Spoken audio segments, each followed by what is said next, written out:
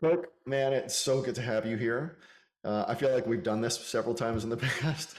It feels very recent. Like um, time just hey, flies.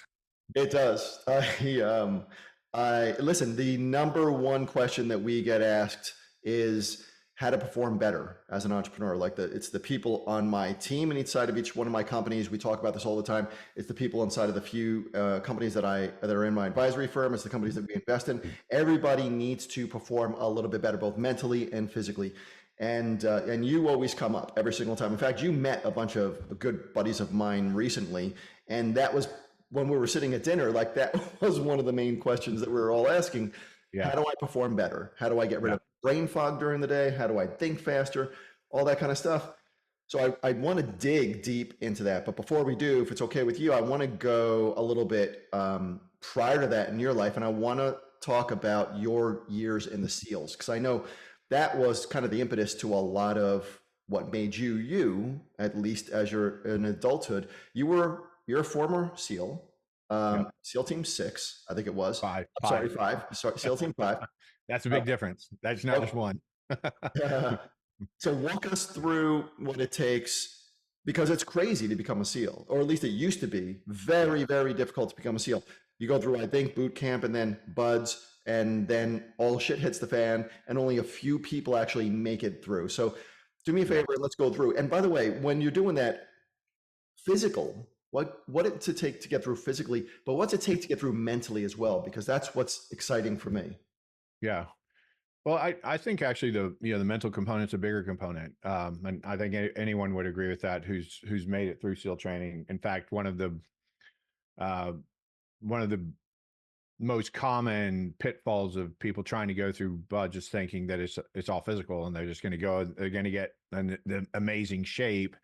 Um, and then just be able to sail through. And then when they don't sail through, it's a big ego bust for them, because it's like, oh, I've been training for years. I'm in great shape. I can do all this amazing stuff. Um, and then you go in and get your teeth kicked in. You realize like immediately that, oh, you're not going to be able to do your runs like when you're well rested and prepared and stretched out and like all this. Like you're not going to get sleep for a couple of days. You're going to be wet and sandy. You're going to run on the beach with boots and long pants, and yeah, it's going to be a lot different than what you thought like fitness was. So like when I went through training as a while back, quite a while back, almost 35 years ago now. Um, but the process is very similar. So the main difference was back then you had your own job in the Navy. So the Navy has basically trade schools, and then they're called apprenticeship training.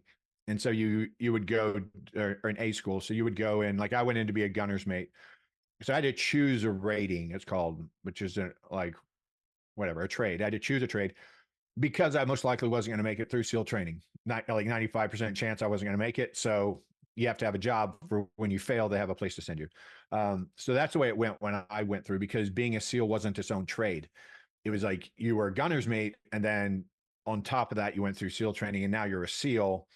But the problem with that was when you went to promote, you had to compete against other gunners mates, like not SEALs. You had to compete against other gunners mate who were actually working on that profession, and you're testing against them. So they finally made SEAL its own trade, essentially, right? So it's its own rating.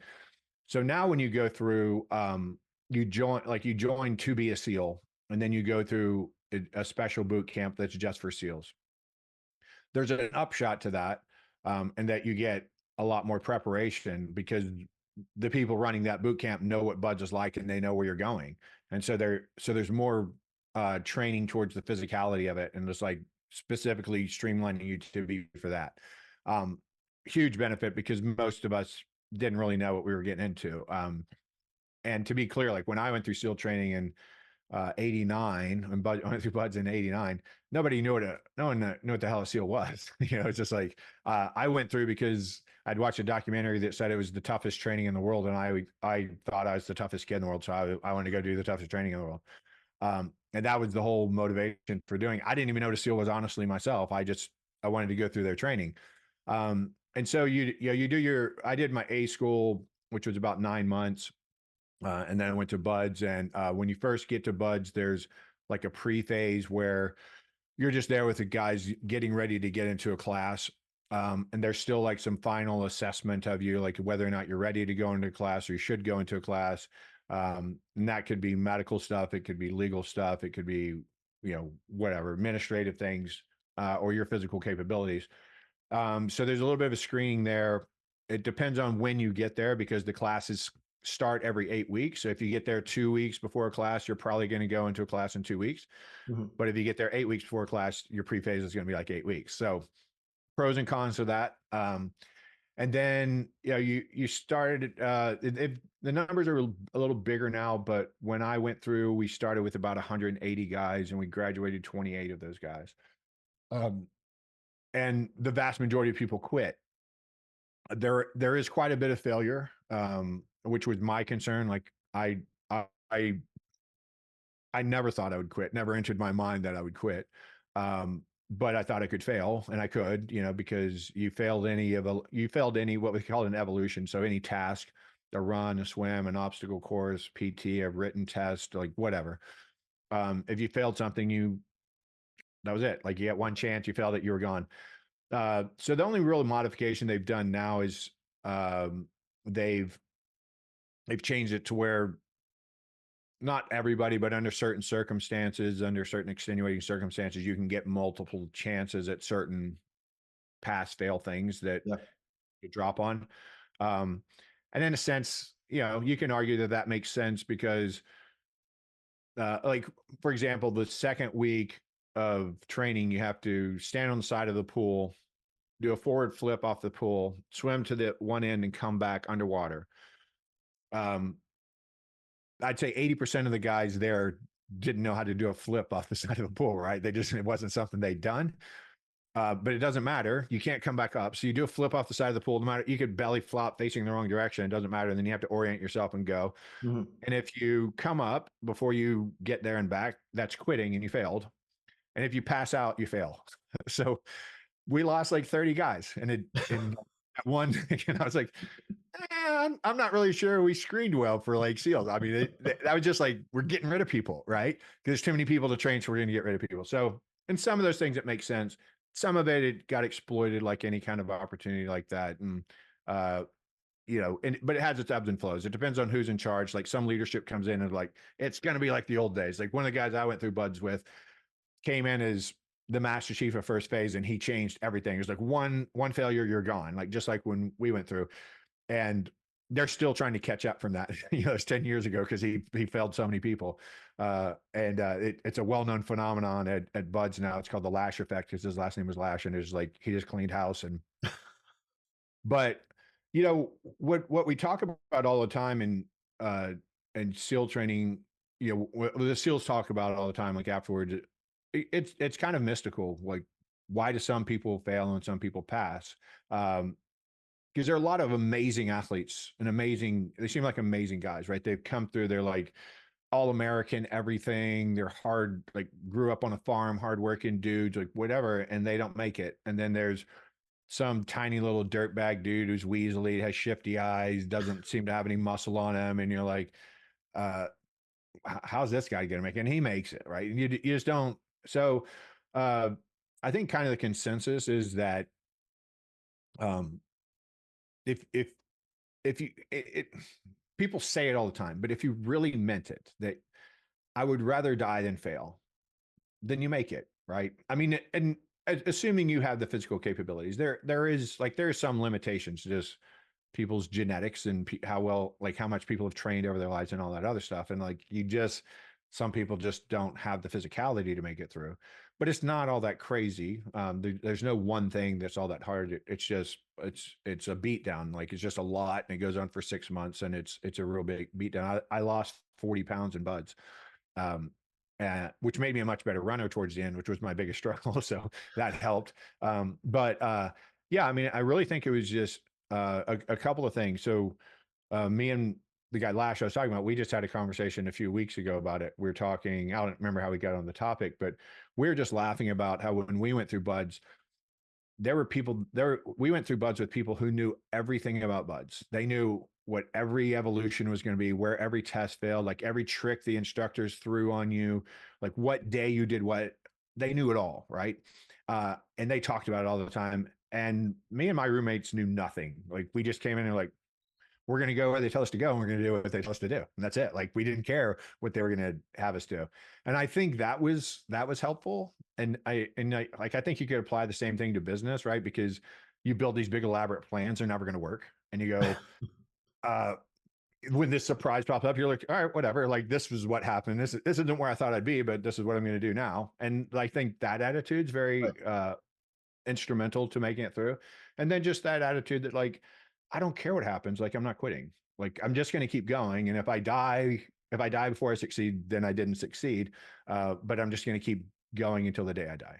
And Well, that's really it. give me an example of some of the um, crazy things that happened during Buds. Like, what are the exercises or the drills that you guys had to go through that were just so daunting that most people dropped off? Yeah. Well, I think there's a big psychological component to it. Um, so like the guys who knew everything about training Mhm. during Hell Week, there's this thing called Line Slope. I don't have no idea why it was called that. And it was just kind of a series of activities like swimming in the bay and running around with the boats on your head. And like I couldn't describe it to you if you know my life depended on it. I can't really remember what all it was. But it was right after our nighttime meal. So we ate 4 times a day. And then in the middle of the night, like around 1 or 2 in the morning, we'd go to the chow hall for like the last time that technically, I guess the first time that next morning, whatever, really late, really late at night, early in the morning.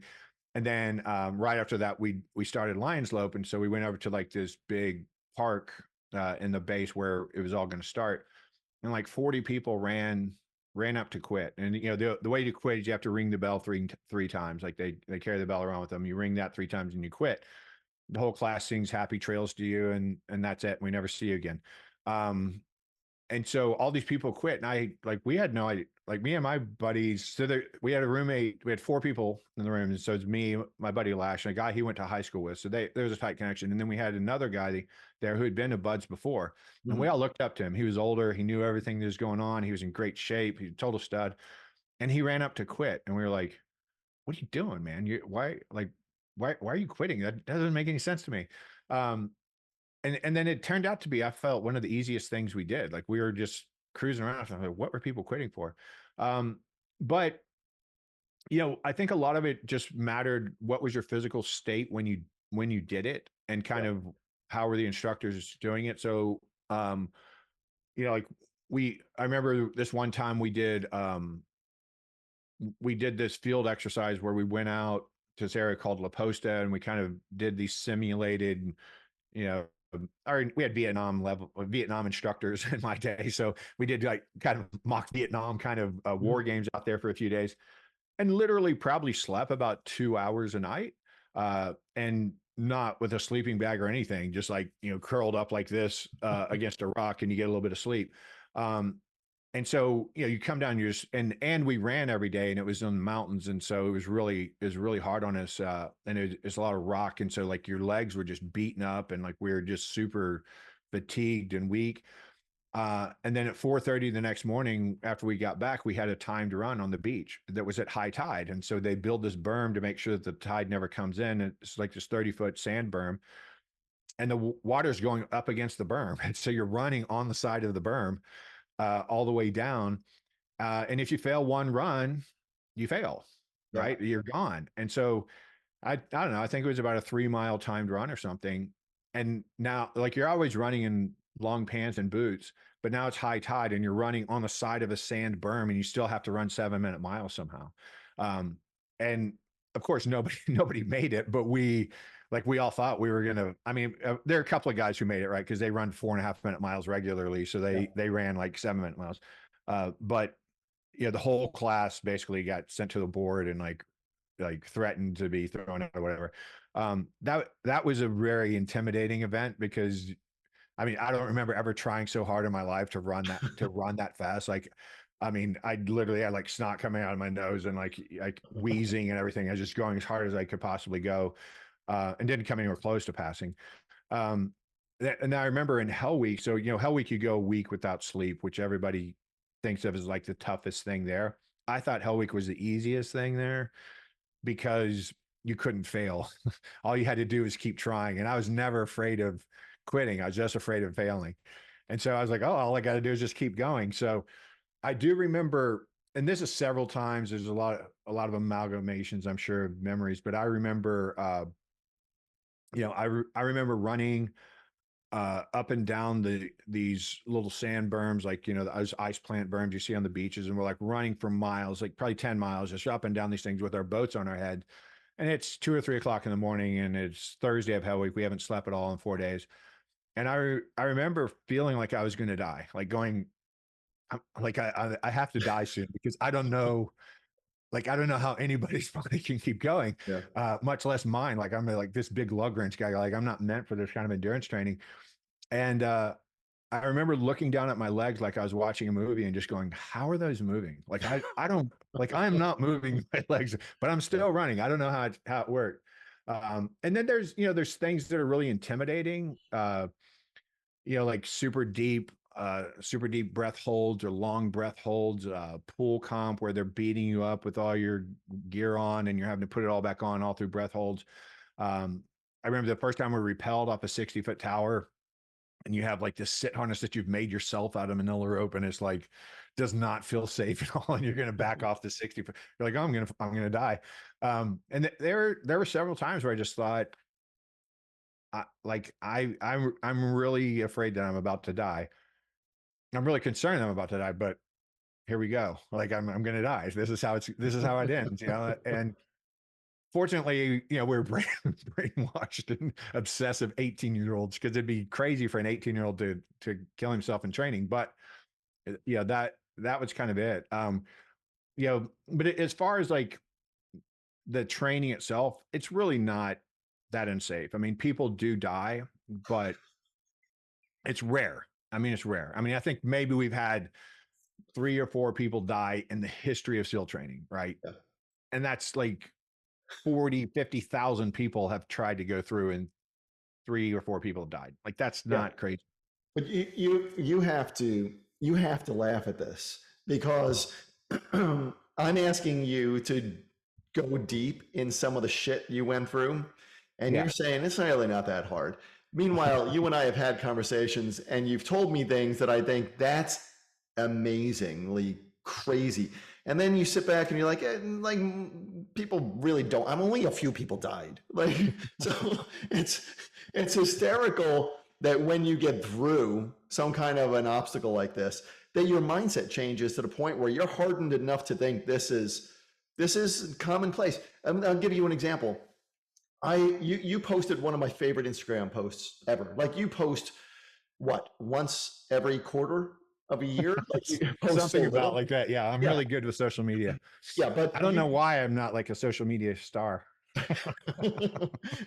Well, you posted one of my favorite Instagram posts ever, and I forget exactly what it was, but it was a bunch of SEALs walking out of the ocean, and you said something about keep posting about your 3-minute cold plunge. Yeah, it was like Navy SEALs 2 to 3 hour cold plunges for 60 years. But y'all keep posting about your 3 to 5 minute ice baths. Those are cool too. Yeah, it was hysterical. I mean, I texted you as soon as I saw it, and I'm like, this made me cry. I was laughing so hard.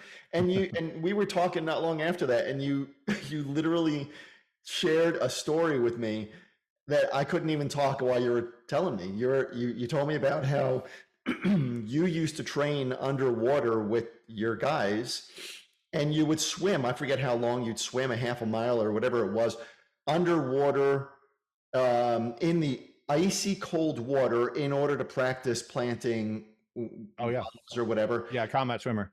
And then you'd have to come back. It's miles underwater. Yeah.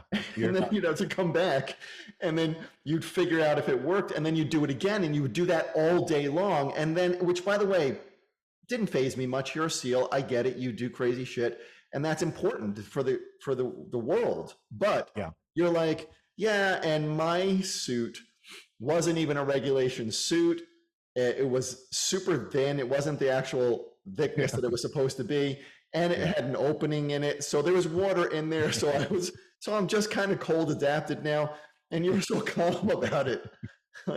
Yeah, I had a surf suit because like I mean but people that don't know, like I'm built odd. Like I'm not normal kind of relative proportion. So like my wetsuits never fit. They were custom made, uh, and they started making um right when we graduated buds. Well, I started buds at 230. I graduated buds at 185. And then I was 230 again within probably 6 months of being out of the SEAL teams, because that was my normal body weight. Um, and so I was back to my normal body weight. I got 6 months later, I get my wetsuit back. I can't even get like my thigh into one of these things. And so they're like, well, you got to send it back. But I still had to work. So I just went out and bought a surf suit. So it's called a 3 millimeters and 3 millimeters on the torso and 2 millimeters on the arms. And they're just not made for that. And so when you're swimming underwater and you're swimming, at about you're swimming about a nautical mile per hour. So like because you got fins and you have this little attack board, and it would just start filling the neck, and I could like literally feel it just kind of fluttering like this back and forth as I'm swimming.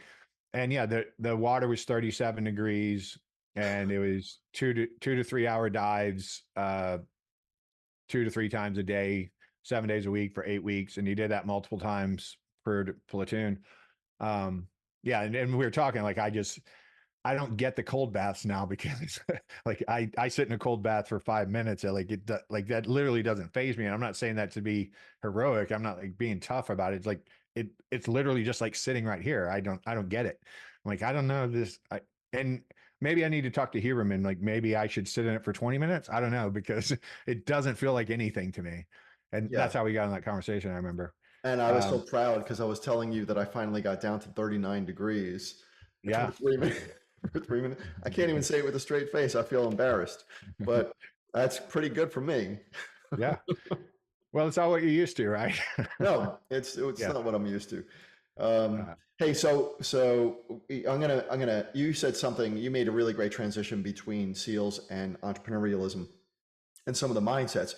But one of the things that I think is so amazing with the SEALs is that, and you didn't touch on this during when you were talking about buds.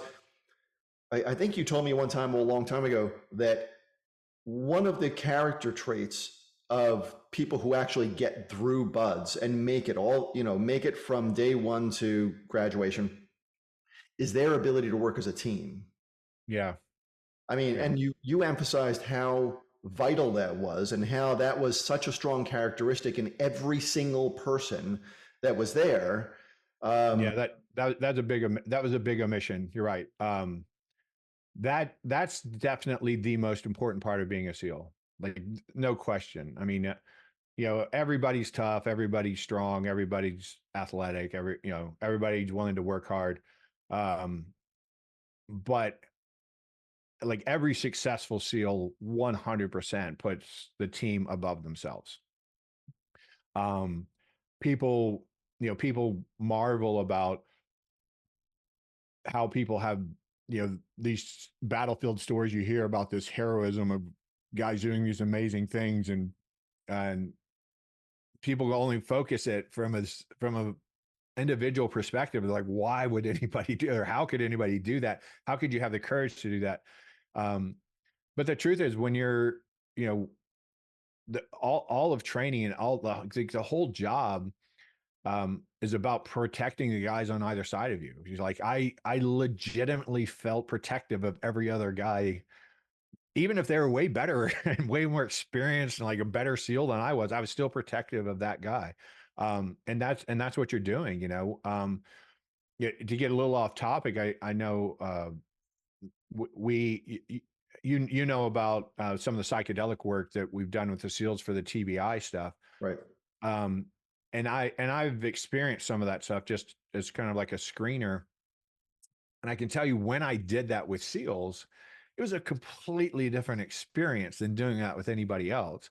I completely forgot about myself, and I was worried about all the other guys in the room. Like I was protective of them, but at the same time knowing that I was going to be fine because all of them were there. And that's kind of the mindset of of the team, just like it's built in that everybody's protecting each other, but all your thoughts are about like, I got to make sure that I do what I need to do so he can do that and he can do that. And I don't want to make a mistake when I do this or he'll get killed or, and so that's the motivation of everything. And if guys are willing to do anything so that they don't let the team down, so they don't have the guilt of letting the team down and somebody getting hurt or somebody getting killed, then they go on to be good SEALs.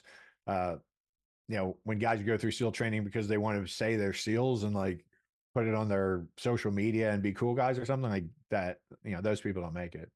And if they do make it, they get washed out of the teams pretty quickly. Yeah, that's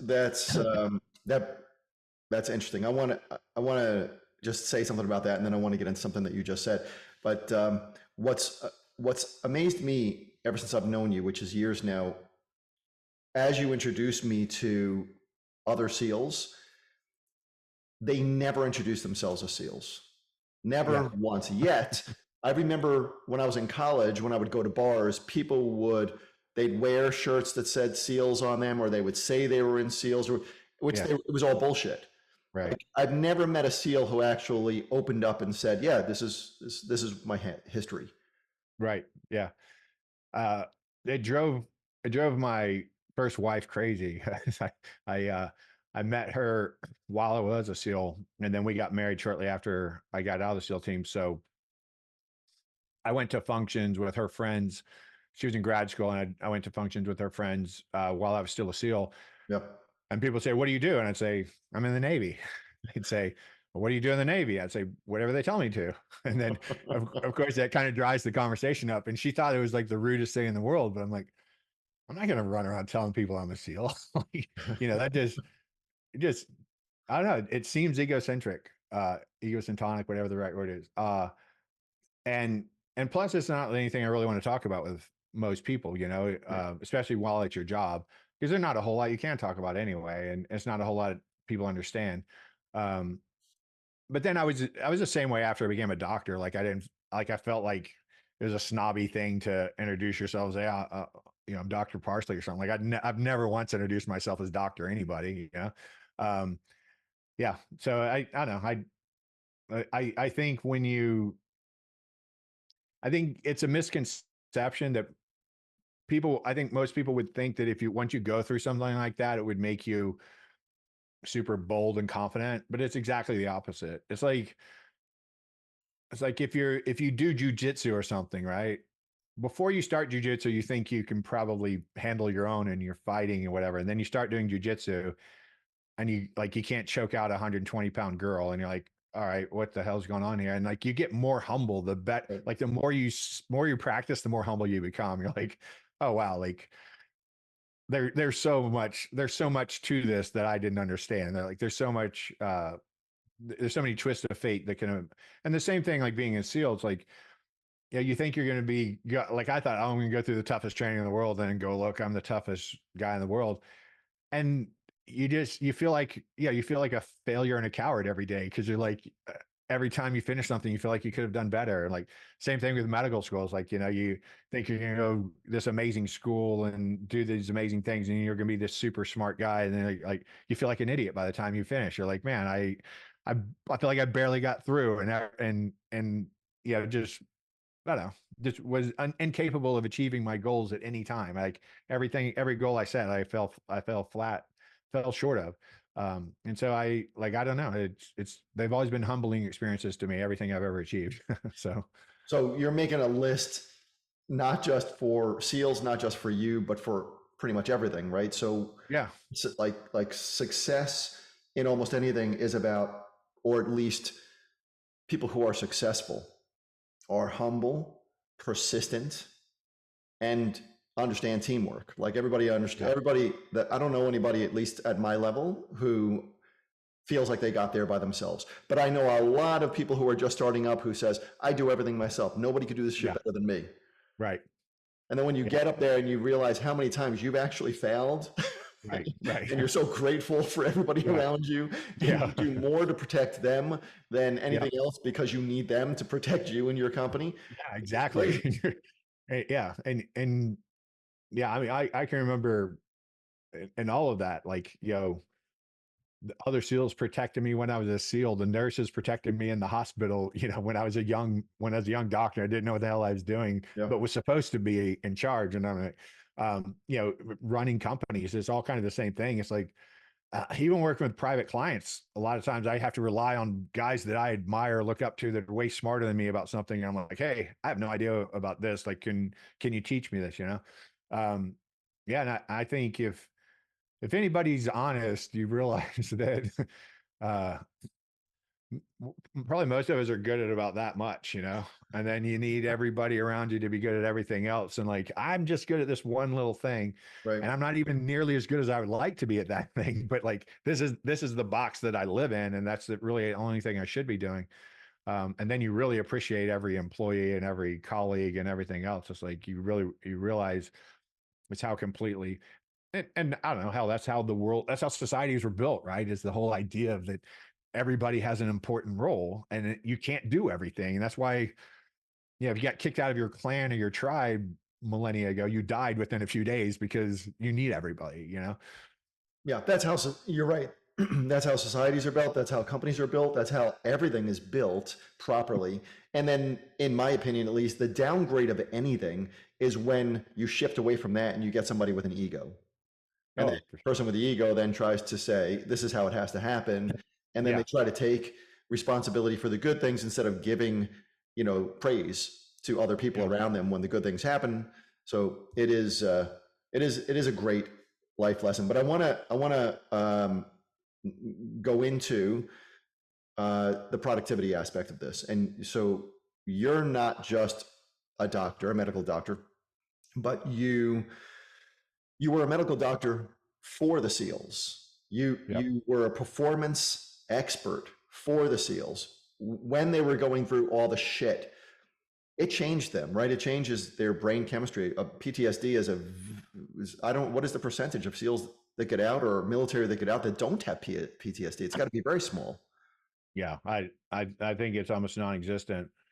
And that's because, I mean, the reason I say that is because I don't think PTS uh I don't think PTSD is a psychological issue. I think it's a physiologic It metabolic issue. Yes, I agree Like 100%. we've damaged the brain, and it results in, you know, suboptimal thoughts and behaviors and lifestyle choices and all this other stuff. And so like when I'm working with guys who are post SEAL team, which is like well over half my professional time is what I do. I just assume all of them have had 10,000 brain injuries, because once you understand the overpressurization of blast injuries, um, they like definitely. I mean, it's definitely hundreds. It's almost certainly in the thousands for most people, um, and it affects how their brain works. And the way society just thinks about.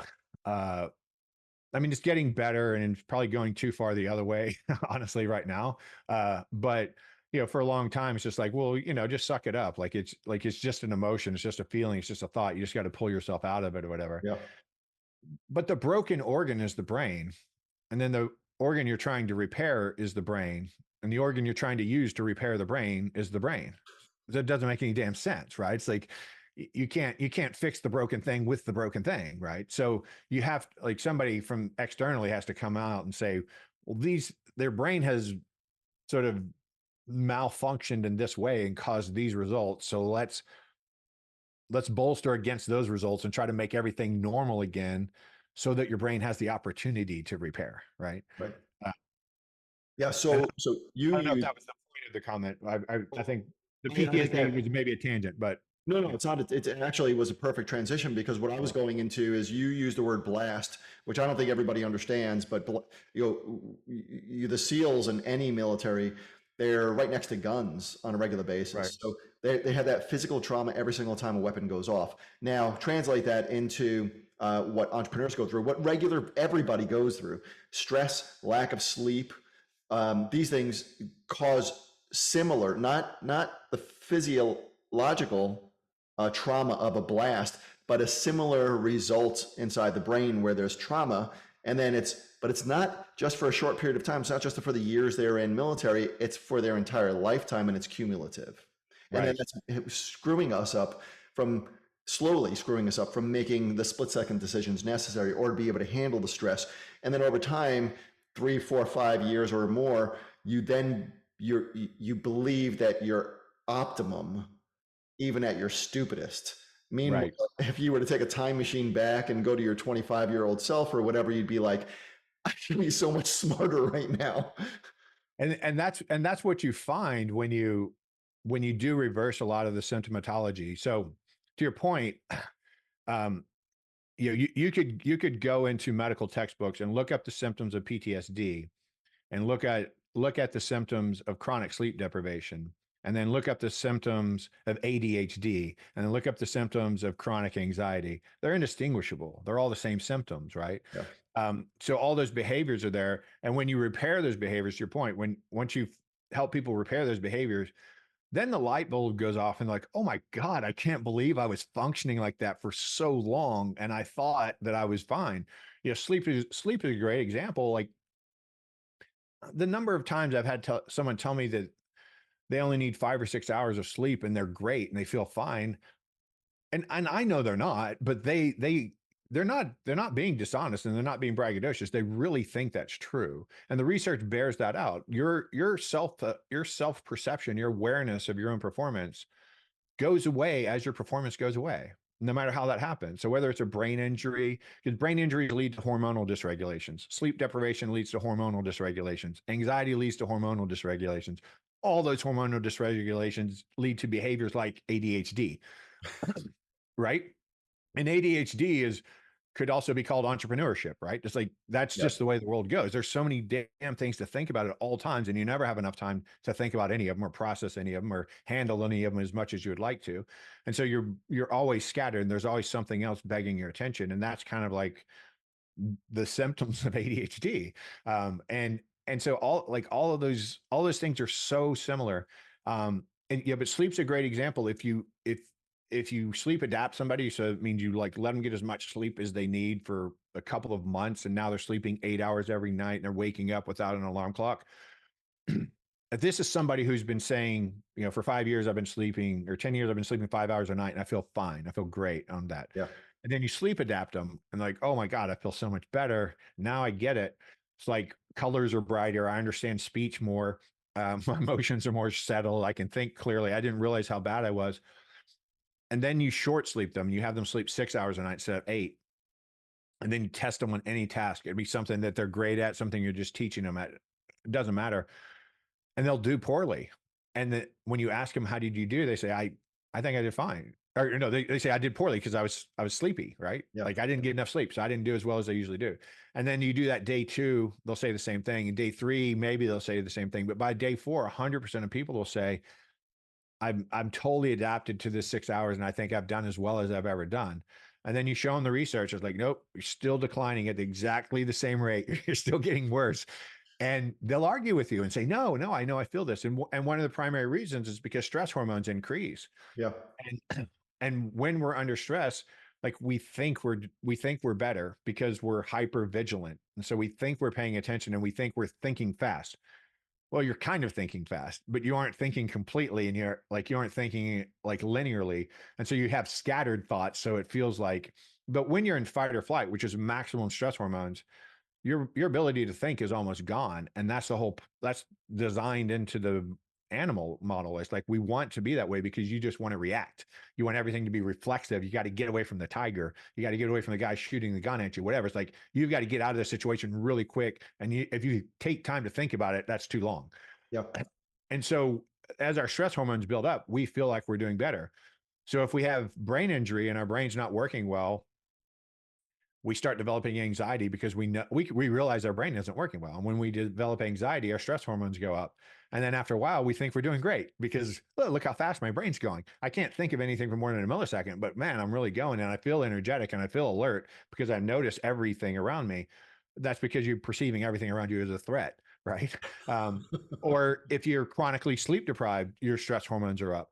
If you have chronic anxiety, that's because your stress hormones are up. But then anxiety during the day drives your hormones up even more, your stress hormones up even more. And your prefrontal cortex, that executive functioning that we all need to be entrepreneurs, like that's the part that makes us good at our job. Like that's it. Like that area, like my forehead, like to the kind of my temples, like that region of my brain, that does all of that.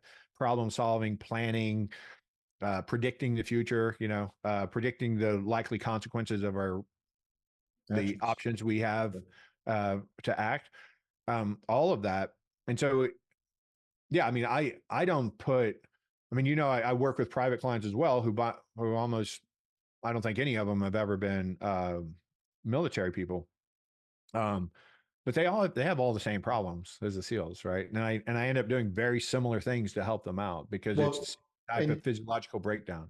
and you're it's just for everybody listening to this, I understand this, but your private clients, whether you're talking about, you work with a lot of military, but then your private clients are high-end executives, people Right, who, own many companies, right, and and they come to you in order to keep their performance as high as possible, their mental performance, their physical performance, and their longevity. right. Um, like I struggle not to go into examples of some of the people who you work with who I know, but so let's translate this into me. So I'm going to be very greedy. I'm going to use myself as a guinea pig, and I'm going to say um, there are many times, as you know, that I don't sleep very well.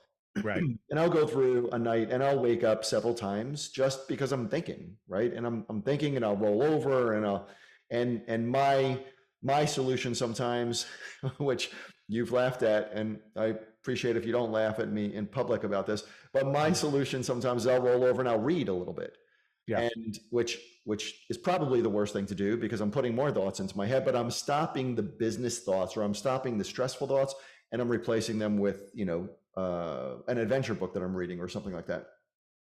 Either way, at the end of that, when I do finally get out of bed, I then have to be on fire. Like I'm in meetings from early in the morning, sometimes till late at night. And I'm traveling and I'm doing all these different things that I need to be on fire.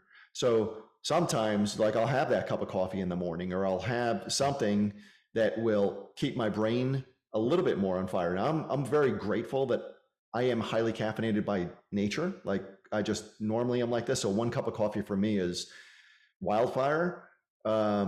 But so let's walk through this, because I think there's a lot of people in this situation where we do wake up once or twice a night.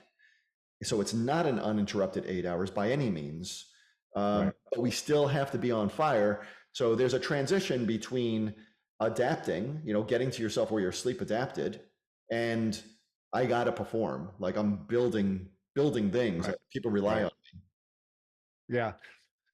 Well, I mean, the hardest thing for any of us to do, and the only reason that my career exists working with private clients is because it's really hard to change behaviors. I mean, that is the toughest thing to do. I can give you all the information in the world. You can understand that information fully, but to actually be able to implement that and change your behavior and then change the way you think about things. You know, I had a mentor once who used to always say, for any outcome you want, there's a specific way of behaving and thinking that will bring you that. Wow. And you can look at people who've done it before. People who've achieved things that are similar to what you want to do. They all behaved a certain way and they all thought a certain way. And you think you're going to get there some other way. That's foolish. Like maybe you can, but you have like a 1 in 1 million chance of doing it. The most likely way you're going to do there is to behave and think the way they behaved and think. And changing your thoughts is very hard. Changing your behaviors is hard, but after you change your behaviors long enough, thoughts are actually opposite. It's like we think we feel something because we had a thought. We have a thought because we felt something. So the emotion comes first and then we try to justify it. So if we can change our behaviors, we end up changing our thoughts. Like once you consistently change your behavior, and it's not like, oh, this is a drudgery, it's a checklist and I'm doing this behavior every day. It's like I'm changing this behavior because I know the benefits of it and because I want the outcome of that. Right. And then the byproduct is your thoughts will change. And once your thoughts and behavior change, you can do anything. So um the whether I'm trying to get somebody to change their diet or change their exercise habit or change how they handle stress during the day or change how they sleep. Very, very hard to get people to do that. That's why I work with people for a year, because you got to beat them over the head almost every day about it. And it still takes most of the year to get people to really change. And so the number one reason that people like entrepreneurs and entrepreneurs by and large are just, they're people who have stepped out of the safety of society and said, I'm going to go make my own way. And however it goes, it's all on me. Like I'm going to succeed or fail based on my own merits, um, which is inspiring, but it's also that's a very fearful thing, because now not only did you fail, but you also suck, because like you were basing everything on your ability, and your abilities weren't enough. And now you're a bad person and you failed. So like we all deal with that stuff. And by definition, that's going to lead to anxiety, because there's no security in it, right? It's like everything is based on you performing and getting done what you need to get done, and figuring out ways, or figuring out who to talk to, or figuring out ways to solve problems, and relying on your people, and motivating your people. And there's so many things, and everything that you do, like every outcome in your life is determined by your own actions and things that you've built, which is an intimidating way to go through life. And so if it's just built by one person, it feels like it can fall apart any day, right? It doesn't, like America's maybe falling apart, but it's going to take a long time to fall apart. But like the things we built, that can fall apart tomorrow, like one day, and you're bankrupt, like one bad thing, right? And so it's an anxiety provoking way to go through life. Um, and so you have to be able to change your behaviors and your thoughts to make that something that's manageable. And sleep is the perfect sort of canary in the coal mine for that. Sleep is the only way you get better at anything. So everything that you're learning today isn't really going to be useful information to you until you've slept. And once you've slept, you've attached that to new information. You've attached that new information to old information. You've connected pathways, and now you can think about it from multiple dimensions, because you've connected it to a bunch of different things. And the more you think about it, the faster you can access that, and it becomes more durable information. And then your body's repairing when you're asleep. So everything that you're doing when you're awake, you're essentially using your body as a fuel source. Mhm. And it's what's called catabolic. So like when you eat a steak and you digest it into amino acids, that's catabolic. You're taking a big complex thing and breaking it down into simple things. And then when your body uses those amino acids to build muscle in you, that's anabolic. And so being awake is catabolic. You're breaking down. Being asleep is anabolic. You're repairing. If you could repair 100% every day, when you woke up the next morning, you would be exactly the same. You'd never age. You'd just keep getting smarter, because you'd consolidate all this information. You'd get stronger because you exercise, whatever. You just keep getting stronger and smarter your whole life. It doesn't work, because we don't repair 100% every night. But it takes 8 hours to have a chance of getting anywhere close to 100%. So if you're only sleeping 6 hours, you're choosing to age 25% faster. You're choosing to learn 25% slower. You're choosing to be 25% weaker. Like it's just the way it is, and there's no way around that. And so when people wake up in the middle of the night, we call that maintenance insomnia. So they have the ability, and this is true with a lot of entrepreneurs, especially males. They have no problem falling asleep. They wake up in the middle of the night, or they wake up 2 or 3 hours before they need to wake up, and they can't go back to sleep. And so they just get up for the morning and say, I'm going to work really hard today, and then I'll be super tired tonight, and I'll fall back. I'll sleep great. And then the same thing happens every single night, right? And they just keep trying the same thing over and over again. And then it's more common in females that they have a hard time falling asleep. We call that initiation insomnia. But either way, it's stress hormones, right? So we talked earlier about fight or flight. Fight or flight is the highest number of stress hormones you will have at any 24-hour period of your life. Any period of your life, like that's the highest it gets. And that's when all your stress hormones have gone crazy, and you're willing to sacrifice any part of you to save the whole. And like you're superhuman, essentially. The exact opposite of that is deep sleep. That's maximally catabolic, I should say. Like when you're in fight or flight, you are completely eating yourself to get away from the tiger. You're willing to sacrifice any fuel source, any reservoirs, a limb, whatever. Like you're willing to just get away from the tiger. The exact opposite, the most anabolic time of your life, is deep sleep, slow wave sleep, which is the first probably 4 hours of your night, 4 to 5 hours of your night. that's when all your repair is happening. You're getting rid of waste products, your hormones are rebalancing, your appetite's readjusting, your emotions, everything are being recalibrated while you're sleeping. Um, and so your stress hormones go from the lowest they'll ever be in any 24-hour period when you first go to sleep. And then as you repair and recover throughout the night, they slowly start going back up. And at some point, without an alarm clock and no noise and no light, nobody waking you up, you would wake up because your stress hormones are high enough to wake you up. That makes sense intuitively, right? That you need your hormones to be lower than that to go to sleep because that's the amount that wakes you up. But the problem is when you don't sleep enough, your body compensates because you aren't prepared, right? If I told you it takes 8 hours to be ready for the next day, if you only sleep 6 hours, the next day still comes exactly at the same time. You still have to get up and do everything. You do that by secreting more stress hormones, catabolic hormones. They're breaking you down. You're using yourself as a fuel source to get through the day. And now you have more stress hormones when you're trying to go to sleep and you have a hard time going to sleep because your stress hormones are too high. And then even if you do get into sleep, you aren't getting in deep enough sleep so that as soon as your brain gets through some waste products, your stress hormones are too high to be asleep and you wake up. And that's the most common cause. So women just have a hard time falling asleep because their stress hormones are too high. We could go into that whole detail if you want, like adenosine and why that is. But basically, men have more pressure to go to sleep. They have a easier time falling asleep, but then they wake up a couple hours later. Women just can't fall asleep. They fall asleep later, but they end up getting about the same amount of sleep. And so the only way to do that is to get stress out of your sleep, which requires you to do good lifestyle things for one, right? One, it requires you to get enough sleep, to be in bed long enough to get enough sleep. So to plan your life to where you can be in bed for 8 hours. It requires reasonable exercise activity. It requires reasonable nutrition, and it requires daytime stress mitigating behaviors. And then there's some tactics and tricks and techniques that I use to help people remove stress from their sleep, which I'm sure you and I have talked about before. That's my stress guide that I send out to people and offer on podcasts and stuff. So we can go through that if you want. I don't know if you want to go into that. Yeah. Well, let's talk about a couple of things. First, the stress guide. But the stress guide, people, where can they get that? Is that on your site, or is that just something that It's on my site somewhere, but how that's in constant flux. Can we just get Megan to offer it to your audience? I'm like, just pick something, like, I don't know. Well, let's not pick it right now. Let's just say we'll put that in the description, definitely.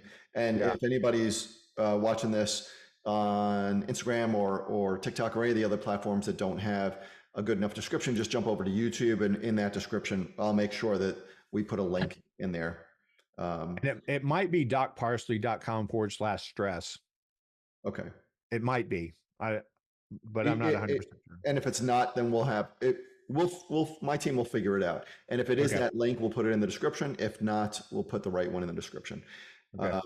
But so one of the things that I've done, which you and I have talked about in the past, which was a big help, is, and I've meditated every once in a while for many years. And I say every once in a while because it's sporadic. Yeah. And I used to believe that meditation was important to reduce the stress during my day. And what I now currently believe is that at nighttime while I'm sleeping, that's the only time my brain shuts off. So when it shuts off, all of a sudden, that caveman comes out that's running away from the tiger, and I'm like, oh, all these things that have to happen that didn't get done, or these meetings that are coming up, right? So my brain is processing so much while I'm sleeping that right around the 2:30, 3 o'clock frame, when my hormones go up to the point, or my cortisone goes up to the point where it pops me awake a little bit, that's when my brain, it's like a light switch, turns on. But the meditation during the day, when I do it consistently now, I find that gives my brain the downtime during the day, so that at nighttime, it's not the only time my brain was silent and can process this stuff. So I'm able to process it a little bit more when I do that consistently. Is that Well, you can always think better with lower stress hormones. Like we Mhm. said, fight or flight. If you're in a gunfight, if somebody asks you your phone number, that you wouldn't be able to tell them, right? Like your brain doesn't work like that. It Right. doesn't do executive functioning. So the higher your stress hormones, the closer you are to that. Meditation lowers stress hormones, so it lowers them in the moment, but it also lowers the total load of stress hormones throughout your day, right? So if you're reasonably good at meditating, you can meditate for 5 minutes and lower your stress hormones for an hour or two. It takes an hour or two to get back to where you are when you started meditating. Um, the better the sleep you have, the lower your stress hormones will be in the first place. But the place, like in my sleep guide, and the place where I've added this in my practice is that yes, mindfulness, preferably meditation, but just some sort of mindfulness practice during the day lowers stress hormones and is essential to optimizing your cognitive functioning, your executive functioning, and your overall health. Because, like I said, stress hormones are catabolic; they are aging you.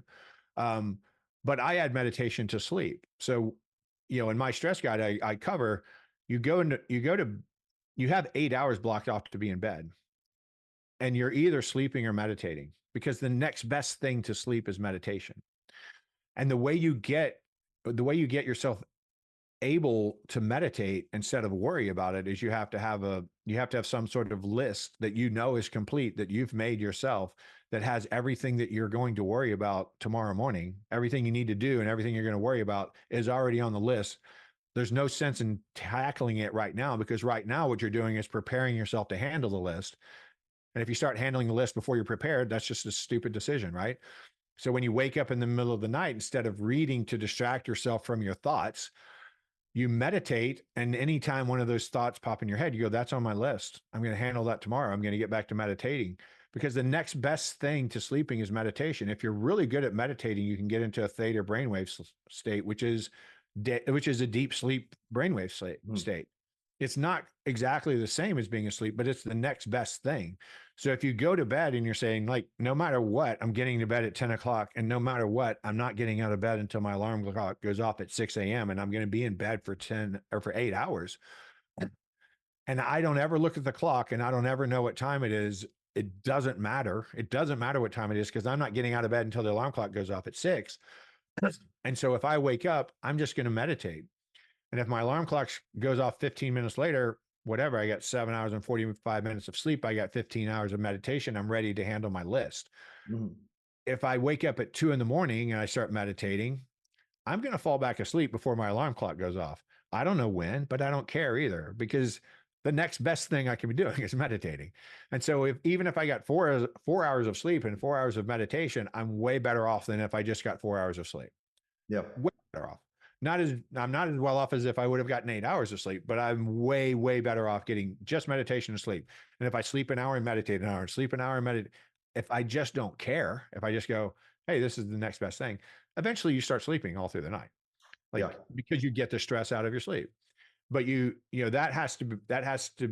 that's like I say with my private clients and everyone else, really, it's a behavior that you're practicing, which will eventually change your thoughts. And once your thoughts change, the behavior is automatic. You don't have to practice it anymore, and you won't have insomnia ever again. It's the most powerful thing I do with all of the hormones and peptides and SARMs and SERMs and hyperbarics and psychedelics and everything I do. The most powerful thing I have is a stupid worksheet. Like, that's what helps people more than anything. And it's the only thing that I do that goes against kind of sleep medicine, because sleep experts, sleep scientists, sleep physicians will tell you to do what you do. Get out of bed, go in another room, read, distract yourself, so that you don't associate your bed with failure to be able to sleep and create anxiety and all this, which is true, but I'm just going through a different way of reducing the anxiety. Yeah.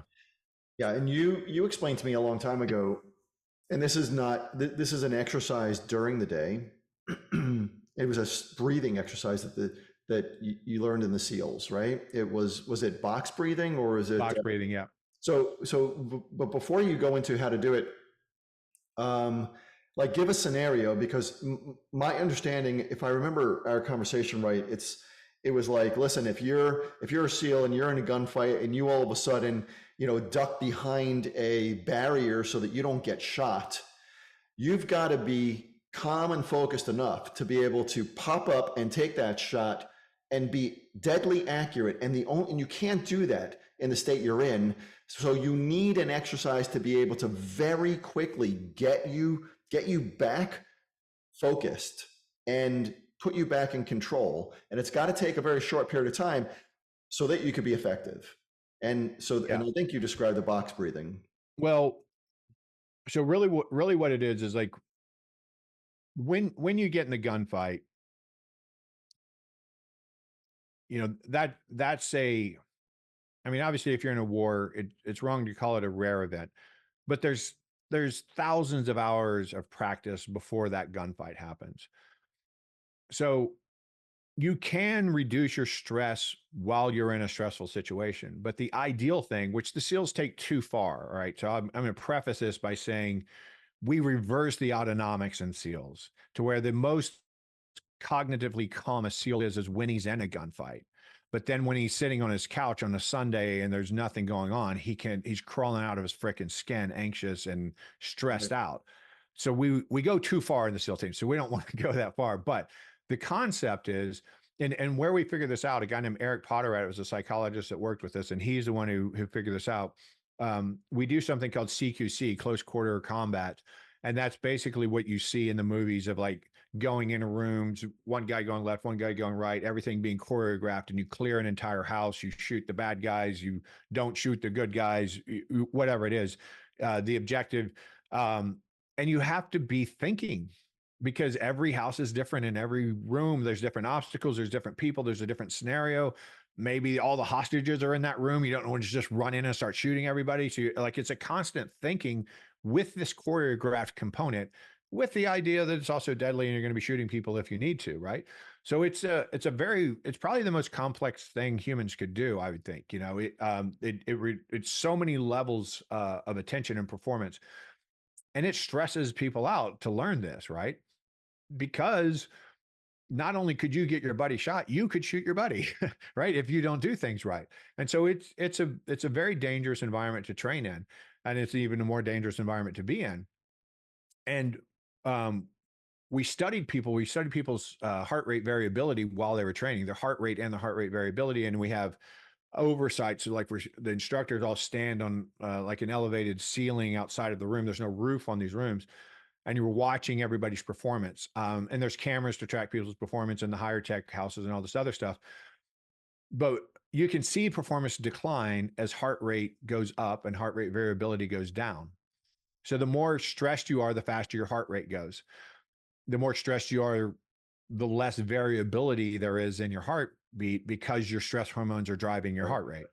And so you have a low heart rate variability. And what we found is that if we could get people to come out and do 2 minutes of box breathing, um, and Mark Divine wrote a book where he described it, and I think he called it box breathing, and we called it 4x4, or he called it 4x4, and we called it box breathing. I can't remember, but basically, the box is you inhale for a certain number of seconds, you hold it for that same amount of seconds. So you inhale for 4 seconds, you hold it for 4 seconds, you exhale for 4 seconds, you hold that for 4 seconds, and then you inhale again.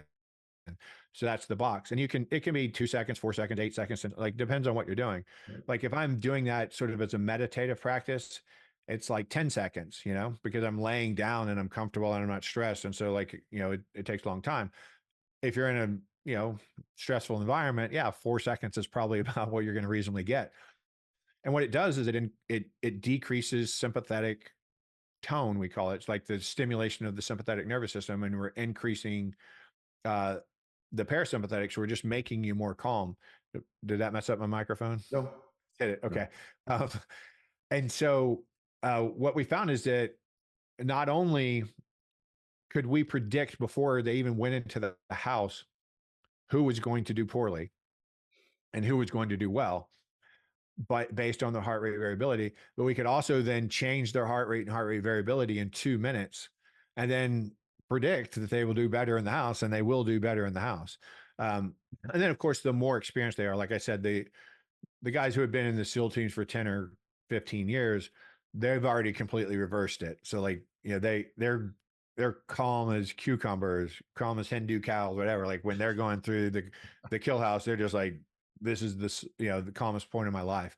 Yeah. Um, yeah. So that's that technique. Um, and when that technique is taken, practiced well enough over a long enough period of time, um, you start getting the same benefits as meditating through that, because it is a form of meditation. Really, all meditation is um, you know you're putting your body to sleep while leaving your brain awake, and you're not allowing yourself to attach yourself to any thoughts. That's really all it is, right? So when you're box breathing, you're counting. So you're counting the seconds. You can't really be thinking about something else while you're counting. So that's a distraction technique as well as a relaxation technique. I've heard it described before. Meditation is like you're laying on the shore of a river and you're watching boats sail by, and you can look at the boat and appreciate the boat, but you never get on the boat. Getting on the boat is like running away with that thought. Like Right. the boats just represent thought, so you can just like let them drift by. Um, but I feel like you know the meditative practices where you can avoid those thoughts altogether is even better. Which is the same thing we're doing at night when you're trying to sleep. Same thing you do. I know we've talked about before. Obviously, I have a bunch of, you know, tough guy, badass SEALs who don't want to do something as foo foo and airy fairy as meditate. So those guys, and that's a lot better now. But 10 years ago, that was a really prevalent thought. But I also have some of my entrepreneurs are that way. They're older guys, and they, whatever they own construction companies or trash companies or something like that. Like, and they're just like burly men, and they aren't going to do anything like that. And I tell those guys, well, I have them do mindfulness things without letting them know I'm doing it. I said, well, I want you for the next week to do everything with your non-dominant hand. So turn every doorknob, brush your teeth, eat, feed yourself, anything you can do with your non-dominant hand, just do that for a week. Mhm. And once they do that, I say, now I want you to, every time you stand up, I want you to focus on whether or not you have more pressure on the heels of your feet or more pressure on the toes of your feet, or is it in the middle? And I want you to keep a track of that over the course of the week. And I do several things like that. And then I tell them at the end of that period of time, however long it takes them to kind of get it, I say, that's meditation. That's mindfulness. That's all I'm doing is mindfulness training right there. I'm getting you to think about something other than what you're doing right now. So you can't worry about, you know, whatever your entrepreneurial concern is while you're trying to figure out how to turn the doorknob with your left hand or brush your teeth, or why you're so damn uncoordinated trying to eat with your left hand or whatever. So it's just distracting you from the current worries and focusing you on what's going on at this exact moment. Hey, how let's make a right hand turn because you said something very interesting about SEALs or some real executives that are very big burly kind of dudes may not want to do the meditation part. And I could relate to that, knowing that I've got a lot of friends who are just like, listen, I'm way too busy for this.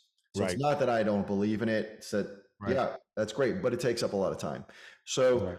let's make a sharp right turn and go into supplements, peptides, um, foods, lifestyle things, anything that is a faster way to improve my performance during the day, improve my sleep at night so that I perform better the next day. Anything Yeah. that you feel if you're working, and by the way, I'll preface this because I know this is exactly where your doctor brain is going by saying it, it's got to start with a blood test. Like I'm a blood test freak. It's mine is every 6 months. I just had a conversation with a very good friend who made me feel, like I'm behind the times because he does it every 3 months. Mhm. But I agree. It should be you should be doing it on a regular basis. So, and you've said that to me in the past before. Like, I don't want to talk about anything as it relates to your health until we see what's going on inside your body. But Right. as a general statement, are there things that you have seen work across the board for any healthy entrepreneur? Yeah. Well, of course, non surprising, my first recommendation would be to optimize your sleep, because that affects Right. everything. That affects how your body processes food, what it does with the food. It affects how you respond to exercise. It affects your cognition, your memory, your problem solving ability, your emotions, everything the next day. So that's the first thing. You really have to figure out how to optimize that. There's no shortage of information, and unlike nutritional or exercise science, there's no controversy in sleep science. It's like everybody believes the same thing. It's very consistent. It's the same across all cultures, all ethnicities, all socioeconomic. Like good sleep is good sleep for everybody. It's the same concepts. So that would be the number one thing. Um, Nutrition, I'm very simple with, right? You can geek out and argue about paleo versus carnivore versus keto versus Mediterranean versus pescatarian, like whatever. There's all sorts of theologies. I mean, people hold on to those like religions. There's no prescriptive diet for anybody. What's perfect for me is not going to be perfect for you. What's perfect for me, or what's close to perfect for me that I enjoy, may not be that close to perfect. Um, or vice versa. It might be like my favorite things to eat might be the perfect thing for me. So there's a lot of variability in that. And I just tell people the simplest thing to do, and the way to not get sucked in by any of the noise or any of the hyperbole of nutritionists, uh, and people who sell books on nutrition and programs on nutrition. It's just like eat the way you imagine your ancestors ate. Like you don't even have to know anything about history. Just like picture what the world was like 500 years ago, 2000 years ago. What did people eat? That's all you should eat, because like, it's simple. I heard somebody say, just eat what your grandparents would have called food, and like get away from stuff in bags, or get away from things in boxes. Don't eat out at restaurants all the time. Definitely don't eat fast food. Like all this highly processed crap is bad for you. Just eat meat, fruits, vegetables, nuts, seeds, fish, limited seeds probably, and some like whatever. Just eat stuff that uh eat things that grow, or eat things that eat things that grow. That's it. Like it's that easy. It's really that simple. So I don't geek out on that. Yeah, I mean, a couple of clients that I have that you're close with, that's all I've done with those guys. Like there's no prescription of that diet. It's just like eat good food, and everything's Pareto distribution, right? Because that's as good as it gets. Stressing over it, trying to get better than that, is just stress. It's not product. There's no productive value to it, because the Pareto distribution exists everywhere in nature, because that is as good as it gets. So you try to do 80%, 80% right 80% of the time. That's as good Yeah. as it's ever going to get, right? And then don't beat yourself up the other 20% of the time. That's just not worth doing. Um, and then exercise is really dependent upon those two. If you aren't sleeping well, if your nutrition is bad, like intense exercise is counterproductive, because you aren't recovering. You don't have the nutrients to recover. You don't have the recovery from your sleep to recover. So it's not beneficial. You should always be active. But I think of exercise as like focused activity with the intent of getting better at something. You should only do that you should only do that on a really consistent basis with real intensity if the other areas of your life are good, right? You if you're sleeping 5 hours a night, don't exercise. Like that's not beneficial. Stay active. You can walk and things like that, but don't try to don't try to do CrossFit. Don't try to be a competitive jujitsu player or something like that. Don't try to be a power lifter. It's all counterproductive. You're hurting yourself. That's funny that you say that, because when not long ago, maybe a month ago, my sleep was off. I was going through an acquisition. There was a lot of things that I was thinking about which were keeping me awake. And in order to balance that out in my head, so balance obviously doesn't mean the right thing. Work out more. It wasn't just working out more. I figured sauna more every day, Yeah. ice bath more every day, and keep my workouts up. And eventually, and I don't know how long this took, maybe a week and a half, my joints were aching crazy. Like Mm. my body just wasn't repairing. Yeah. You're just inflamed all day. Yeah, it was wonderful. So Yeah. yeah, So chronic inflammation just manifests itself as joint pain everywhere, yeah, it Uh, was nuts. yeah. And then, so it's pretty easy to figure out if you kind of break lifestyle down into those categories. You have sleep, nutrition, exercise, and stress mitigation. And we've already talked about meditative practices, Mhm. mindfulness. If you break it down into that, like it's not that complex to figure it out. With all the testing we have today, like we can go past just regular serum tests. We can do genetic testing. We can do metabolomics. We can do proteomics where we're measuring the proteins in your bloodstream. Like we can geek out with all this data and all this cutting edge stuff. And we could come pretty close to saying, hey, this is the ideal way to live, right? This is how much you should eat. This is how much you should sleep. This is how much you should exercise. This is how much you should meditate. This is how you should partition out your day, your activities. We could, and that would be prescriptive for that moment in time, which would change, Yeah. but like we could be pretty prescriptive and go, this is exactly how you should live. Well, reality is somewhere over here, man. Like it just is. Like you have responsibilities, you have things that, demand your time in a way that you can't move them. You have kids, you have whatever, you have business obligations, you have travel obligations. Like you can't live ideally. And in between there is where we supplement and augment, right? And that's where we use gadgets, like we use devices to help us learn how to meditate. We use supplements and devices to help us sleep better. We use devices to help us exercise more efficiently. We take supplements. We optimize our hormones. We take SARMs and SERMs or peptides to optimize hormones, inflammation, cognitive functioning, any of those things. Hyperbaric oxygen, same thing, like hyperbaric oxygen therapy. These are all things that we can add in there. There's pros and cons and kind of a formulaic way to do everything. There's things that can be combined synergistically. There's things that should be avoided. It would take me hours and hours and hours to go through it, like on a kind of a hypothetical basis. But basically, if you think about all of those things, everything that falls into that box, all we're trying to do is optimize one of the things that you're going to be getting from sleep, exercise, nutrition, or stress mitigation anyway, right? So if you're, say, chronically inflamed, like you had a small bit of it, but there are people who have been running around for 20 years chronically inflamed, and they complain about their joints and their aching and their back and this and that, and they can't do things and they're tired all the time.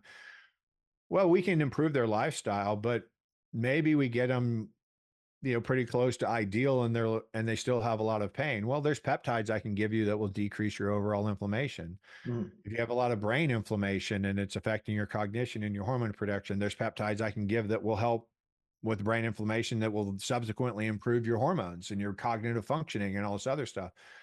Of course, hormones are kind of like a baseline. Like I believe everybody should be able to work with a healthcare provider that will keep their hormones. So when I say hormones, I'm kind of talking about like what we call metabolomics. So it's like kind of everything you could measure in a serum blood test. So I'm looking at heavy metals, I'm looking at trace elements, I'm looking at vitamins, I'm looking, vitamins, minerals, all those types of things. I'm looking at hormones to include things that aren't thought of as hormones, like vitamin D3 is actually a hormone, not a vitamin. And then we're looking at obviously sex hormones and thyroid hormones and stress hormones and all that stuff. All of that can be manipulated, right? Lifestyle is the primary way to adjust those, but then all of that can be manipulated through peptides, through behavioral techniques, through hyperbarics, and through hormone replacement therapy, and even nutritional supplements. So I don't have a whole lot more specific data I could recommend to people other than like start there. Mhm. What we're shooting for is like the hormonal metabolomic. So if I handed these 40 or 50 lab values that I take, and I handed them to another physician and I had erased all your information off the top and I said, who do you think this is? Mhm. I want him to say, well, that looks like a 25-year-old healthy athletic male or a 25-year-old healthy athletic woman. That's what we're shooting for. Not because I'm going to actually make you 25, but I'm giving you the physiologic potential that you had at 25, Right. minus anything that's been damaged over age, like from the aging process or injuries or like whatever. We've all damaged ourselves. So you'll never be 25 again, but we have that's the most physiologically capable we are to making any gains or progressing towards any goal we want. Well, you spent a good part of your early career and I don't know what part of the career, so I shouldn't have said it that way, but you spent a good part of your life, I believe, post SEALs as a medical doctor, helping the SEALs to sleep better in order to overcome, the PTSD and all the other trauma that they've been through. And during that time, you used to send them out to get all these individual nutrients. You were then able to bring them all together, and then you created a supplement specifically for them to help them sleep better, so that they could go through the reparative sleep to perform better, and slowly they became better. And Yeah. then you started doing that with entrepreneurs, and then you started selling that supplement. So the story behind that really is compelling. But the fact that you just did so much due diligence on each one of those nutrients, number one, and the combination of the nutrients that work synergistically together to actually get people to sleep and get them to the part of the sleep that would help them repair. So if you had your magic wand and you said, listen, I'm going to say 3 nutrients that will help people who are listening to this, or generally anybody, to sleep better. Like, and my definition of sleeping better is that I wake up better. So Mhm. so I repair better, I guess, is what I'm talking about. Yeah. What would they be? It's a higher quality of sleep. Yeah, Well, it's a tough question for me, I got it. I because know. I've got 7 ingredients, but in my supplement. Well, But you I could say all 7. Give me the top 3 first. so the top 3 that I would probably that I would go for, assuming that we're talking about somebody who isn't sleeping well because of stress, which is very, very common. Um, the top 3 probably that I would do then would be L-tryptophan. Uh, Why? it could be L-tryptophan or 5-HTP, but probably L-tryptophan just because it's further back along the process. Because L-tryptophan is sort of the initiating ingredient to make melatonin. I don't want to give you melatonin. And obviously, I give a little bit in my product, but I don't want to give you so much melatonin that I affect your production of melatonin. Mhm. So if I give you enough tryptophan, you're going to make it into melatonin. The next thing would be magnesium, because magnesium is calming. Magnesium balances the nervous system quite a bit, and it's a cofactor for every vitamin D3 reaction. There's a lot of benefits to magnesium, but it can put the brain and sort of nervous system into a more relaxing state. And then I would add phosphatidylserine, because that lowers cortisol, and so that would be primarily attacking the stress pathway, um, and giving you a little bit of a booster towards making melatonin without giving you melatonin. But obviously, ideally, I would support that entire pathway. So to make melatonin, it's tryptophan, 5-hydroxytryptophan. You need magnesium and vitamin D3 to then make serotonin. Serotonin becomes melatonin. Melatonin initiates all the cascades of everything that leads to an increase of GABA. GABA then slows the brain down.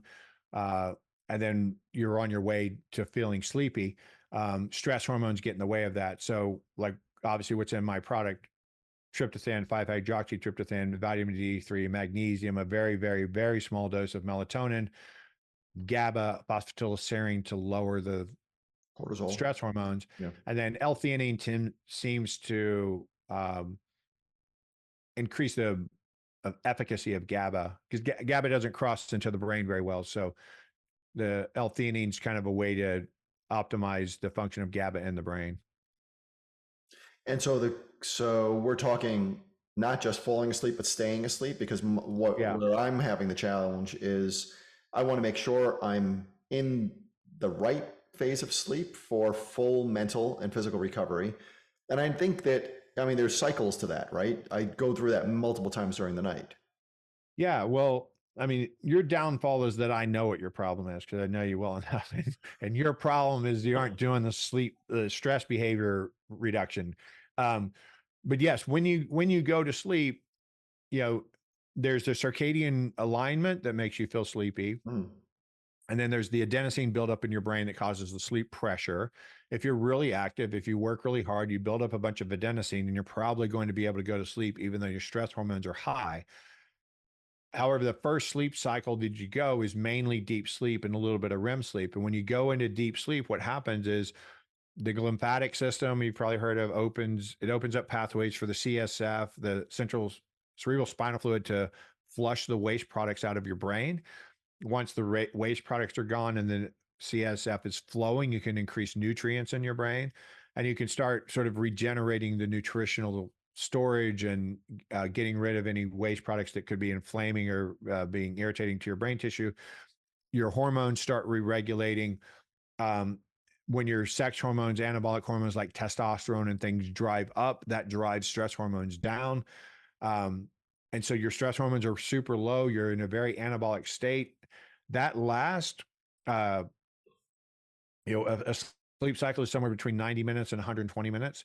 The first sleep cycle is about 80% deep sleep. And then you go up from deep sleep, you go up actually past being awake on a chart. If we were like charting your brain waves, you go from deep sleep, which is a very slow brainwave state. You go past the wakefulness, which is beta, and you go into a REM sleep. And REM sleep is primarily focusing on your brain. It's when you're rehearsing information. You're rehearsing everything you've thought and seen and talked about and heard today. You're going to rehearse it whether you remember it or not. That's where dreams are. Most memorable dreams are in there because your brain's super active on that. And then you'll come back from REM, you'll go back down past wakefulness and go back into a deep sleep cycle. But as I just said, on my way to REM, I go through being awake. On my way back from REM back down to being asleep, I go through being awake. Mhm. Then I do deep sleep and I do the same thing again. So every sleep cycle, I'm actually transitioning. You know, you can think of it as like a momentous wave that's kind of going through the point, and hopefully it's not stopping on wakefulness. But that's what happens once we get rid of the sleep pressure and you've gotten rid of enough of the waste products. Now your stress hormones are high enough to keep you awake. So now when you go past that wakefulness period, you're just going to stay awake. It's going to wake you up instead of just transitioning to REM and then transitioning from REM back to deep. You're going to wake up in that period. Is there is there is there a supplement that I could take? I'm laughing as I say this because I already know the answer to it. Is when I wake up in the middle of the night, is there something that out of those nutrients that you talked about, something that would be best to take if I was going to take something, or do none of them really create as fast of a result as what you Well, need? um, they're not going to create. There's nothing that's going to instantaneously drop your stress hormones. Even the As far as tequila, something you can, is it maybe? as far as something you can put in your body, right? Tequila is actually going to raise them. I'm just joking. I know, uh, but what you can do to instantaneously reduce your stress hormones is meditate, Yeah. or box breathe, or progressive muscle relaxation, or whatever, diurnal beats, like meditative mindfulness type practices that will lower your stress hormones faster than anything else. Mm-hmm. Phosphatidylserine will lower your stress hormones throughout the night, but it doesn't decrease what you have. It slows down the production. Got it. So it's not going to be instantaneous. Mm-hmm. What I would recommend to you, since you don't have a problem going to sleep, is to just go to sleep. And when you wake up, take my sleep supplement then, and then meditate until you fall asleep. That, because if you initiate sleep well, uh, it's like everything else. So kind of you finish how you start. Like, Mm-hmm. so if you initiate sleep very well and you have like a very good, what we call sleep architecture, like the structure of my sleep is very healthy, I'm much more likely to continue that throughout the night. If I start the night with kind of sporadic sleep, which you are, because you're going to bed, you're going to sleep because of sleep pressure, which is just Mm-hmm. the buildup, basically of toxins in your brain saying you need to go to sleep. We need to shut this down so we can clean it up. And you really can't overpower that for too long. That's the stuff that makes you fall asleep in your chair. So if you have good circadian alignment, your brain's kind of ready to be asleep. You have enough sleep pressure, you're going to sleep, but you're going to sleep with high stress hormones and it's chaotic. And then you're coming through one sleep cycle and then you're waking up because your stress hormones are too high. Now we're going to try to initiate sleep when you still don't have nearly as many stress hormones as you went to sleep with. Mhm. And you've been through one sleep cycle that was somewhat beneficial, is obviously beneficial enough to clear out the waste products for you to go like to feel like waking up afterwards. So now we're probably at an ideal place for you to initiate sleep for the night. See what That's I'm saying? interesting. So like that first sleep cycle is just kind of like, we're putting on the tourniquet or something. Like we're stopping the bleeding, and then okay, now we're going to do the corrective surgery. Like we're actually going to do like the beneficial work after that. So that's what I would recommend. Yeah, I had a friend who used to take ketones. You and I had this conversation a long Yeah. time ago. Used to take ketones either right before he went to sleep or when he woke up. Oh, And that's then great. when I did it, they were some of the worst night's sleep that I ever had. Like Yeah. I felt like I was right on the cusp of falling asleep all night long, and then I would fall asleep and then wake up and fall asleep and wake up. It was like floating on an ocean that was it was like a wavy ocean. It was I Yeah. have no better analogy. It was horrible. Yeah. Why was Well, that? ketones are actually a preferential brain fuel. Mhm. So you'll hear a lot of people say all the time that your brain only uses glucose, right? So you can eat anything you want to, um, but all your brain wants is sugar. That's the story you hear, which is true in modern America because nobody ever starves anymore. But when you're fasting, like one of the primary benefits of fasting and all of these things like fasting and saunas and ice baths and hit training, like all these things, all those are what we call hormetic stresses, right? So you're just taking yourself outside of your comfort zone to a degree that you can recover from, and then that makes you more resilient, right? So it's making you metabolically more resilient to starve yourself a little bit and then refuel without damaging your nutritional status and wasting muscle and all this other stuff that comes from really long fasts. So like all of those things have their benefits. The exact prescription of them would be no easier than to saying here's the exact prescription of exercise. Right. Like it varies. There's so many variables in there. You can't possibly say that. But basically you're taking yourself outside of your comfort zone. This way you're recovering. You're taking yourself outside your comfort zone. This way you're recovering. That's making you more resilient. Your ability to live is based on your resiliency. That's it, period, right? Like if you can fight off infection and you can repair from injury and you can repair from disease, well then you live longer. Like that's all that's all there's to it. And performance is just like I have a ton of resources. I have resources that I can access all the time. Um, and now I lost track of the original conversation. What did we We were start? talking about the ketones Oh, the and ketones, right, why right. it worked So for him and not me. so when you starve, uh, once you deplete all of your stored glucose is called glycogen for unnecessary reasons, but it is, and it's stored in your liver, stored in your muscles, and you can mobilize that glucose when you are not eating, Mhm. and then you can fuel your brain with that glucose. Once those stores deplete, your body starts using your fat cells to make what's called ketones. And those ketone bodies, like we're basically burning fatty acid to make energy, and instead of using glucose to make energy. And when we do that, we're producing these ketone bodies, and these ketone bodies can actually fuel your brain, and they're preferential. So if you had two molecules, you had one glucose molecule and one ketone molecule in your brain, your neurons would prefer the ketone. Yeah. Um, However, we don't ordinarily have very many ketones. They're almost unmeasurable in our bloodstream most of the time because we're never starving. And now we're in this weird place where we can take ketones into our bodies when we're not starving. And so nothing else about our metabolic or physiologic state suggests that we should have ketones, but we have ketones in our bloodstream now. Mhm. And our brains are going to use those. So our brains have plenty of fuel. They have plenty of glucose because we're normal Americans and we don't starve to death. That's not a cultural thing for us.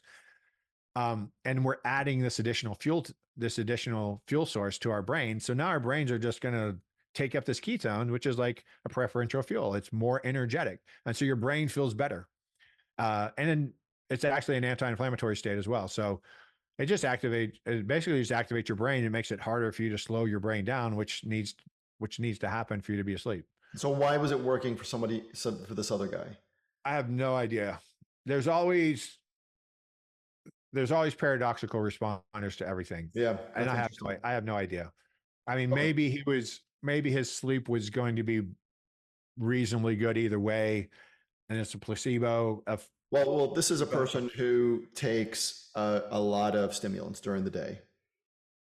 oh, well, yeah, he's probably actually slowing his brain down with ketones then. Okay. Yeah. He's probably repairing his brain a little bit with the ketones. Okay. That makes a lot Yeah. more sense. If he's using a lot of stimulants. Yeah. Yeah, throughout the entire day, Yeah. definitely.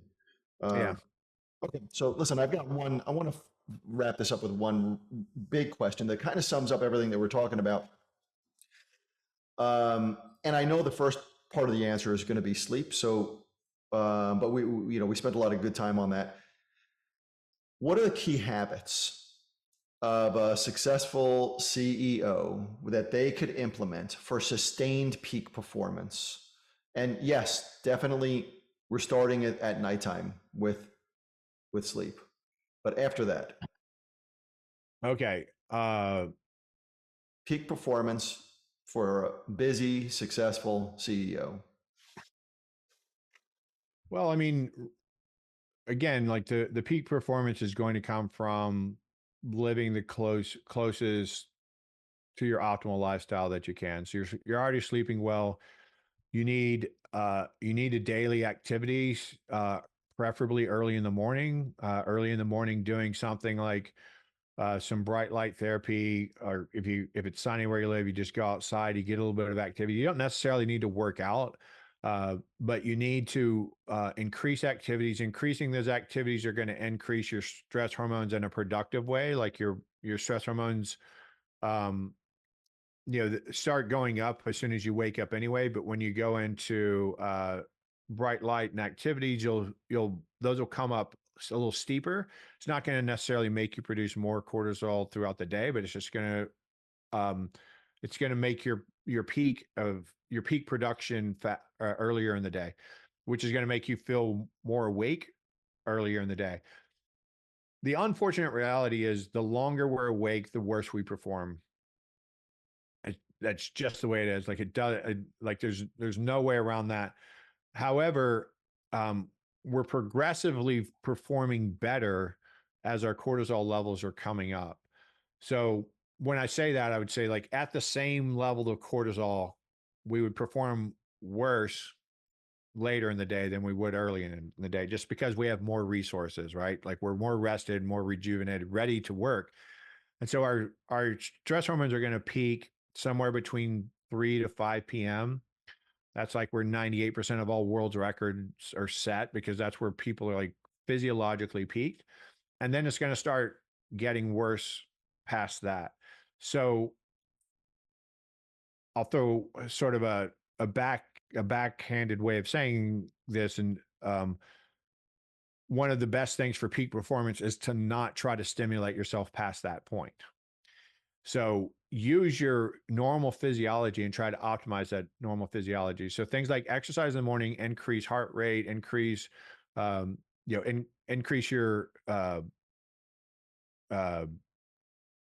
your sort of your Performance. metabolic rate, right? Your overall metabolic rate. So you're increasing your blood flow, you're increasing your heart rate, you're increasing your cortisol levels, you're increasing your alertness, um, without being fatigued. So now you're going to be able to work more productively. Actually, if you do that before you take a stimulant, then the stimulant works a lot better too. So if you're going to drink coffee or something after, like do that after you've done an, Worked out. and I'm not talking about some enormous fitness routines, like get outside and walk for 30 minutes, or whatever. You could do your ice bath, you could do your sauna, you could do anything that kind of physiologically starts alerting your body, right? Mhm. Stresses your body out. That's going to increase your stress hormones. Take your stimulant a little bit past that, and then focus on being calm and cognitively uh, settled the best you can, all day. So, like the mindfulness stuff is important. When you're on your way up, you're going to feel great. because as your stress hormones are coming up and you're alert and you're well rested, you're going to feel great. And you're like, I can do anything. That's the ideal time to do like 5 minutes of meditation, right? Because Oh, you're actually, when you do that, you're actually going to decrease like the frenetic aspect of stress hormones. And you're going to come in there with like a calmer nervous system with the increased alertness. And then when your peak happens, wherever it happens, just let that be okay. The biggest problem that I see with entrepreneurs is they start fading at 4 or 5 p.m. and then they're going to do something to stimulate themselves. They're going to drink coffee. They're going to maybe take a stimulant like modafinil or something like that, or a lot of people take Adderall, things like that. Or they're going to go out and exercise and like going to drive their stress hormones up so that they can work and feel good till 10 p.m. Well, now they're going to try to go to bed at 10 p.m. with the stress hormones they had at 5 p.m. yeah. Right, and it's not going to work, and now you're going to metabolically break everything. Um, I think things like, again, like we were talking about earlier, the ice baths, the saunas, those are kind of opposite stressors. Um, the actually the overfed state as well as the fasting state, those are metabolic stressors. Like dabble in all of those things. I don't know how to prescribe those for you, but put those things into your day. You can put any of those things into your day anywhere you want. That's just maintaining your resiliency. It's you can think of it like fighting skills. It's like, there's boxing and there's grappling. They're kind of opposite things, but they're both fighting skills, and the more you need. And so it's the same thing. You just want to have more resources. It's like, whatever. I have a bunch of employees, and I have money, and I have advertising expertise. And instead of just going, well, I got a lot of money, Yeah. or whatever. It's like, I'm just going to keep pouring money into it. Well, that's just going to fail because you don't have the resources. And so you're building resources by adapting that, making yourself more uncomfortable. I would put some resistance training in there primarily for longevity and to maintain muscle mass. Um, but I think that as far as nutritional supplements, um, the things that I see that improve people's cognitive functioning and sense of well-being far more than stimulants are things that are reducing their stress. So the mindfulness stuff, but you can do like adrenal adaptogens. There's all sorts of things on the market that have lots of herbs and roots and things I don't understand, but they also have nutritional supplements that support adrenal functions that I do understand. Uh, so things like that, things like I said, phosphatidylserine. There's a compound called bromotain, uh, which is kind of works like an anxiolytic. Kind of reduces stress hormones, reduces stressful behavior. Those things tend to increase performance a lot better than stimulants. Stimulants make your brain work faster, makes everything go faster, but it's also raising your stress hormones and it's Right. raising overall level of stress, which is decreasing your cognitive functioning. So caffeine's a reasonable stimulant, nicotine's a reasonable stimulant. Don't get it from cigarettes, obviously. Um, Or vaping. what's that? Or vaping. Don't get it from Or vaping, vaping. Yeah. yeah, so don't inhale that. Use that in a gum or a mint. It's not addictive as a gum or a mint. It is addictive if you inhale it. Um, Or chew. Like, just since we're talking about this, yeah, the chew also is horrible for. yeah, because that has all sorts. That's Yeah. a tobacco product. There's all sorts of chemicals in there. Nicotine itself can be isolated, and it's very similar to caffeine, Mhm. but they work synergistically. So you pair about 2 milligrams of nicotine with about 65 milligrams of caffeine. And that's kind of like what we found in the SEAL teams to be like a very alert promoting stimulant protocol. Mhm. Um, and you can do that up until like maybe midday, and then you need to let that go and let your things run on their own. Yeah, if I work with people personally, it's not things that I could do without knowing people's situation and their labs and their risk and their health state and all that. But yeah, there are peptides like Selenk and CMAX that are nasal sprays that are great for cognition. They reduce stress. They're actually what we call neurotropic, so they help the brain repair. They help the brain grow, like synapses and things like that. There's another peptide called dihexa, which decreases brain inflammation and increases cognitive functioning quite a bit. Cerebral lysin is another one. So there's a lot of peptides that can be done. Modafinil, if you're going to do a prescription supplement, modafinil, also called Provigil, that's the one to use. But like any stimulant, the more you use it, the less effective it is. So it's something that you hold off for like special occasions when you just know you're gonna burn the candle at both ends for 3 or 4 days, and that's just the way it's gonna be. Like you do it. Like, again, it's the 80-20 principle. Like Yeah. 20% of the time you're gonna live like an idiot and just do it. And if you use modafinil, that's a really clean one. Um, it's stimulating it's alert promoting to the brain without really being stimulating to the nervous system. So you don't get like jittery and sweaty from it. And you can also sleep fine with it. You may feel like you don't need sleep just because your brain feels alert. But if you do all the right things that you would ordinarily do to go to sleep, you'll still be able to sleep just fine. Yeah.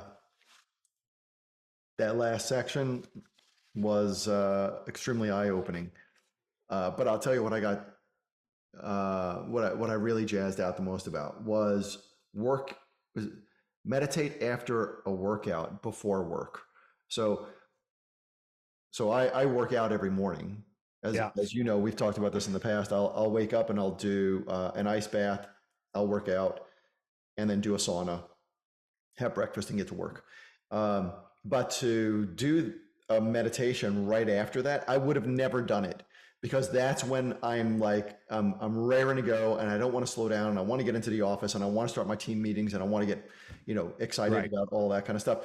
But if there's a benefit to meditating, even for a short period of time, Yeah. mine are usually a 20-minute meditation. But if I meditate there, and that will then allow me to be even more focused for work for a longer period of Yeah. time, that's going to Sure. be a wonderful Yeah. test for me. Yeah. Cause you're just like when you can get revved up to the point where you're just swinging at everything. Right.